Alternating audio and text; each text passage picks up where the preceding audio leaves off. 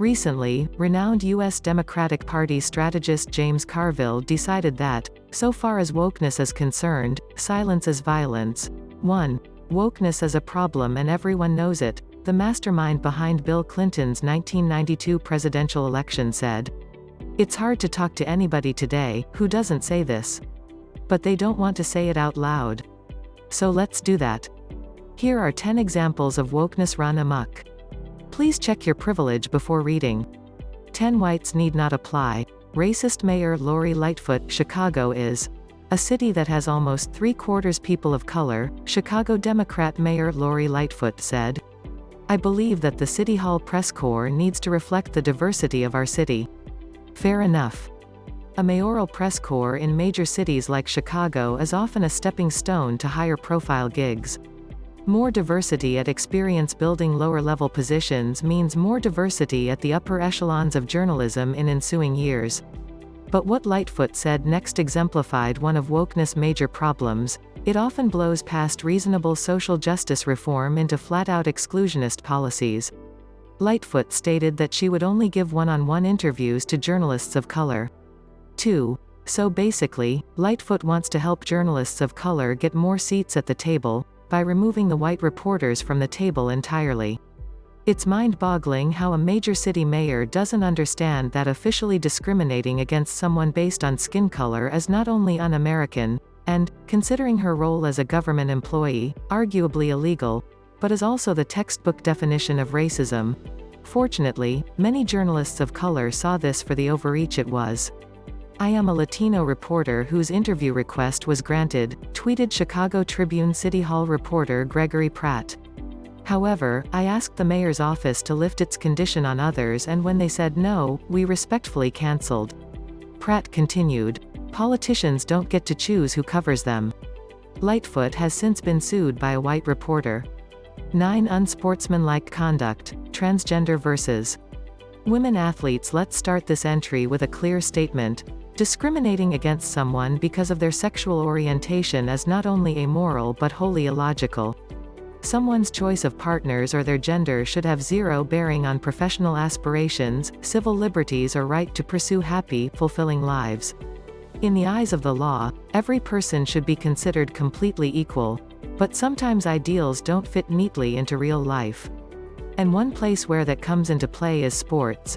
It is a simple biological fact that men are, typically, stronger, taller and faster than women. There's a reason school and professional sports are segregated by sex, because, at their respective peak physical potentials, men are more athletic than women. That isn't sexist, it's biology. 3. When gender lines are blurred, though, social justice and science can be incompatible. If a female transitions to a male and plays men's sports, so be it, because, athletically speaking, that person is punching above his weight class. The opposite, however, presents a competitive imbalance to the rest of the competition, and is therefore highly problematic. When someone born male competes in women's sports, the result is patently unfair to female athletes. That's just common sense, folks. So why the uproar over government officials stating so? For example, Florida Governor Ron DeSantis is taking heat for a bill that says transgender females, meaning males who either transition to, or simply identify with, being female, cannot compete in women's or girls' school sports. Critics are even calling it hate-driven. 4. Again, woke overreach. Claiming that equality literally entails creating an uneven playing field is nonsensical and counterproductive toward equality for all under the law. 8. Take my wine. Please. Stealing is wrong, right? But at Oberlin College in Ohio, even a straightforward act like theft takes a backseat to historical racial injustice. In November 2016, a black student entered a popular local bakery named Gibson's, the sort of family-owned, college-town small business whose lifeblood is the local university. Soon, the bakery owner and his son, who are white, noticed the student had 2 bottles of wine under his shirt. The son chased him outside, where he got into an altercation with 2 other black students. The police arrested all 3 students, who later pleaded guilty to misdemeanors. Case closed. Nope. Oberlin students went on a woke rampage. They blasted the bakery for a history of racial profiling and racial discrimination, engaged in mass protests outside the bakery, and launched a boycott against a family that had done business amiably with the college for decades. Zealous administrators enabled this misplaced rage by buying pizza and winter clothes for protesters, spending long hours chanting anti-racism speech at a small business owner who dared to disallow theft. "It had taken generations to build this reputation for us," said bakery owner David Gibson. "And in just one day, we lost it." Overnight, Gibson's bakery's revenue dropped 50% for the unforgivable act of confronting a shoplifter. Luckily, this story has a semi-happy ending. As reported by CBS News 5, Gibson sued the college for defamation and won a settlement exceeding $30 million. 7 Cop Out, and the award for worst slogan in the history of American politics goes to "Defund the police, polite applause, orchestra music." There's a lot to unpack here. First, police officers in the U.S. need to seriously stop shooting and killing people, and people of color in particular. Thankfully, the most egregious recent example of police brutality, former Minneapolis policeman Derek Chauvin, was convicted of murder for the disgusting killing of George Floyd. Good riddance. Do we need police reform? Yup. But we also need police, period. Regardless, the WOKENESS decided that a widespread effort to deprive police departments of sufficient resources was the way to go. After all, they were speaking on behalf of historically oppressed minority. Oh wait, only 19% of Black Americans, 6, want less police presence. Instead of helping Democrats, the party most likely to implement significant law enforcement reforms, Defund the Police, won the 2020 election. House Majority Whip James Clyburn, a highly influential black legislator whose endorsement of Joe Biden during the primaries propelled him to the nomination, says the stupid slogan cost the party House and Senate seats. Bad ideas are bad politics, and defund the police exemplified that. Typical of wokeness run amok, defund the police was a phrase echoed by economically comfortable, largely white latte liberals who presumed to speak for a key segment of their political coalition. 6 Insane individualism. The enabling of Demi Lovato authors note, this one hits home. As an alcoholic with nearly a decade of sobriety, I know full well that unilaterally labeling someone an alcoholic or drug addict typically isn't justified. As far as addiction goes, normally the only person I can slap that tag on with 100% certainty is myself, but there are exceptions. When someone's obvious self-denial has outsized potential to adversely push others down a dangerous, delusional path, speaking up is not only justified but responsible. And Demi Lovato is Exhibit A by her own admission. The pop star has struggled mightily with hard drugs. In fact, despite being just 28 years old, she's had 3 strokes, a heart attack, and has nearly perished several times during relapses. But flying in the face of experiential evidence, Lovato still drinks and smokes pot. Officially, the term is California sober, a phrase that makes one wonder whether California vegans eat steak regularly. If you think that's ridiculous, well, consider yourself unwoke. High on you do youism. Liberal media outlets like Salon.com, 7, were quick to justify Lovato's choices, despite that her personal history strongly suggests that she shouldn't be imbibing inebriating substances, and b. Lovato's status as a pop star means her dumb decisions can influence countless fans, mostly young, impressionable ones. Lovato's kid glove treatment exemplifies the woke credo of individualism uber alles, even at the expense of both other people and common sense. 5 Bye to reason. Justin Timberlake's pathetic apology. In 2016, Jesse Williams of TV's Grey's Anatomy won a humanitarian award from Black Entertainment Television. During his acceptance speech, he discussed the usurpation of black culture by so-called opportunists. Whiteness uses and abuses us, Williams said, burying black people out of sight and out of mind while extracting our culture, our dollars, our entertainment like oil. On Twitter, Justin Timberlake voiced his admiration for the speech, and was then bombarded with accusations of cultural appropriation for his success as an R&B pop singer, which critics deemed a traditional black music genre.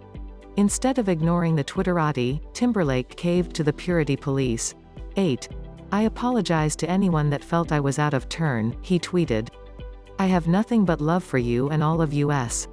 While it's undeniable that certain aspects of black culture have been hijacked by white entertainers, all-white jazz bands, 1950s crooners stealing credit for black-written songs, etc. By 2016 Justin Timberlake had performed alongside some of the day's most prominent black artists, including Janet Jackson and Jay-Z. That should have spoken for itself, but instead, Timberlake cowed before the social media mob. Treating woke trolls like anything but the minuscule minority they are makes celebrities like Timberlake look desperate and inauthentic. 4. Emotional support peacock are 3 words that don't belong in the same sentence, let alone on a plane. You can tell a lot about a society by the type of things they allow on commercial airliners. Specifically, you can tell how much it values individual comfort over the well-being of fellow citizens. And until quite recently, we lived in a society that allowed anxious passengers to board cramped, crowded airplanes with exotic, intimidating and even dangerous animals. Apparently one passenger's mental health has the right to threaten everyone else's physical health. Monkeys, finches, ducks, one fragile fool even tried to get a miniature horse, 9, onto an airplane. Another tried to bring not 1 but 7 snakes on board. In Australia, someone went full stereotype with an emotional support kangaroo. Crikey. The logic that leads to peacocks on planes. By the way, peacocks are exceptionally aggressive animals. 10. And it's amazing many zoos let them wander around freely, is classic slippery slope wokeness. Start with a commonly accepted support animal, a well-behaved dog, and apply selfish, ultra-individualist thinking to it that places personal preference over community. That's how we get to, but I love lobsters more. And yes, someone brought an oh-so-cuddly crustacean aboard a plane, too. 3. Not getting the part when The Vagina Monologues debuted off-Broadway in 1996, it was deemed a revelation in feminist theater. Written by Eve Ensler, the show explores such hot-button topics as non-consensual sexual experiences, body image, genital mutilation, vaginal care, menstruation and even sex work through the eyes of women of varying ages, races and sexualities. The show was so influential that cable giant HBO produced a television version. In 1998, Ensler used proceeds to co-launch V-Day, a nonprofit movement that has since raised over $100 million for groups working to end violence against women. Pretty uplifting stuff, right? Everything was going swimmingly for TVM, until one brave college theater department decided that it was, wait for it, offensive to women without vaginas. 11. That's right. The all-women Mount Holyoke College cancelled its production because it was unfair to certain transgender people. At its core, the school stated, the show offers an extremely narrow perspective on what it means to be a woman. One dissenting student raged against the decision, angered that female validating talk about vaginas is now forbidden. It is unclear whether Mount Holyoke's Playhouse also will be removing its lighting equipment, since not everyone has eyesight, either. Regardless, hopefully when the anus monologues, analogues, come to Mount Holyoke, it will enjoy a warmer reception because, much like opinions, every uber-woke person certainly has one of those. 2. Classic nonsense. For centuries, it's been common knowledge that students concentrating on the classics, the great literary works of ancient Rome and Greece, should concurrently study Latin, Greek, or both. Among other advantages, reading classic literature in its native tongue helps mitigate misinterpretations, and avoids arbitrary bias that can come from reading second-hand translations. But alas, even Socrates and Plato can't escape the campus inclusivity police. In May, Ivy Leaguer Princeton University officially removed Latin and Greek language requirements, 12, for classics studies majors. One alumnus likened the move to an engineering major not taking math or physics courses. Princeton's classics department said the decision is part of efforts to enhance inclusiveness and equity in the curriculum. In the same statement, it also challenged the conventionally accepted exceptionalism of ancient Greece and Rome. Once devoted to the appreciation of Greece and Rome as exemplary cultures, classicists now study a broad range of synchronic and diachronic relationships and pay close attention to exclusions, they explained. If that sounds like a scholarly way of calling Greeks and Romans the Karens of their eras, well, that's because it is. Per the statement, departmental changes also will take into account how Greek and Roman cultures have been instrumentalized, and have been complicit, in various forms of exclusion, including slavery, segregation, white supremacy, manifest destiny, and cultural genocide. I mean really, can't a brother quote Cicero or Ovid anymore without the haters hatin'? 1. A fossil fuel facepalm. When conservatives try to co-opt the dishonest or euphemistic language of the left, the result can be an eye-roll-inducing embarrassment. In April, a Republican Louisiana state representative named Danny McCormick decided he'd had about enough of green energy making inroads at the expense of more patriotically polluting oil and gas, so he introduced a bill to make Louisiana a fossil fuel sanctuary state. 13. In the U.S., a sanctuary state, or city, is one that doesn't make concerted efforts to expose, prosecute or deport illegal aliens. Such self-proclaimed zones are frequently condemned by conservatives, who often threaten to withhold local funding to encourage stricter stances concerning illegal immigrants. McCormick, who literally lives in a town called Oil City, introduced the bill to prevent enforcement of any federal law or regulation that could harm the oil and gas industries. Defying both settled science and plain-as-day conflicts of interest, the state legislature has been in the oil and gas industry for more than 4 decades, and proposed the measure to push back on restrictions enacted by President Joe Biden to address this itty-bitty problem called catastrophic climate change. Among other actions, Biden has suspended new oil and gas leases on federal land and water, including in the Gulf of Mexico, which Louisiana borders. McCormick's attempt at providing sanctuary to one of the world's most lucrative industries drew mockery from both sides of the political aisle, and was withdrawn without a vote.